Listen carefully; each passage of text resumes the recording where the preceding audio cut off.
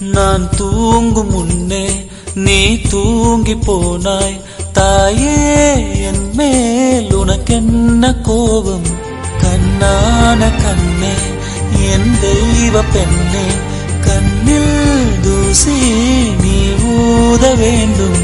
ஐயோ ஏன் இந்த சாபம் எல்லாம் என்றோ நான் செய்த பாவம்.